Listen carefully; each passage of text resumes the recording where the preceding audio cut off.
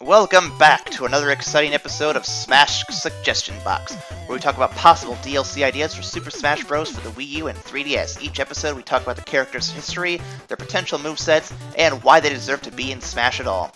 Today we're talking about the mysterious figure hiding in the shadows. No, it isn't the goddamn Batman, it's Ryu Hayabusa from Ninja Gaiden.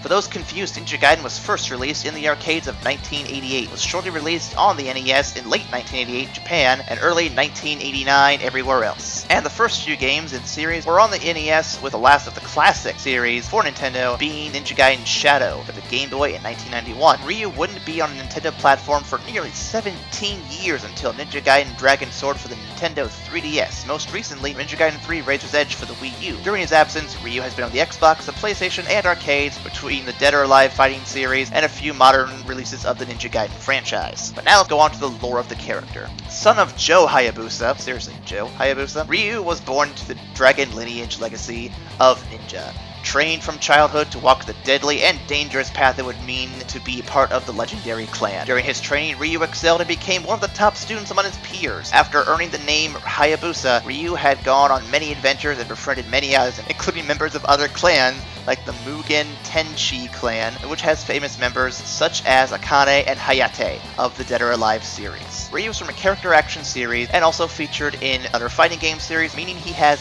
many different moves and skills in his arsenal that make putting him together as a moveset a piece of cake. Given the history of this character, Ryu would probably be fast and have really good jumps, but he'd likely be larger and heavier due to his massive build compared to most of the characters. And from my reading, many gamers think Ryu should have a special that swaps his different ninja arts that he has to use. Though I argue these could be merged into with his physical moveset to simplify his character just a bit. But if you want to see us go into those details a bit more, let us know and we can probably even do another video on Ryu at some point down the road. Ninpo, Art of Fire Wheels, would be the first special we'd see, and that would be Ryu's neutral special, where he summons a wheel of fire and launches his enemy. This move could be charged up enough to change from the Art of Fire Wheels to the Art of the Inferno, but the time required to charge it up that much would take quite some time, since Art of the Inferno is such a powerful attack. Ninpo, Art of Wind Blades, would be our side special here. Ryu summons a few blades of wind to slice up the competition. It would be a 3-hit attack like Marth, and could be input multiple times to help determine the angle of the strikes. The Ninpo Art of Inazuma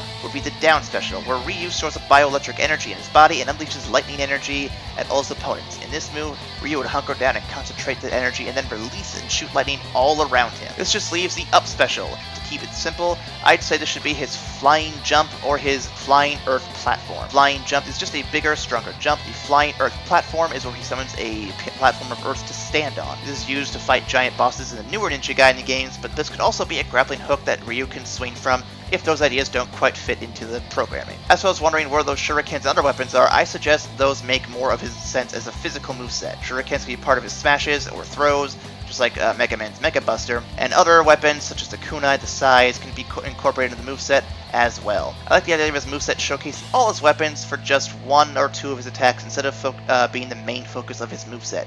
Characters like Ryu, Dante, and Bayonetta have lots of weapons to pick from, and switching them in a game like Smash Bros. Might be a bit overcomplicated. But if you want a weapon-specific moveset, let us know in the comments below, and we might revisit Ryu again someday. For Final Smash, there are lots of options.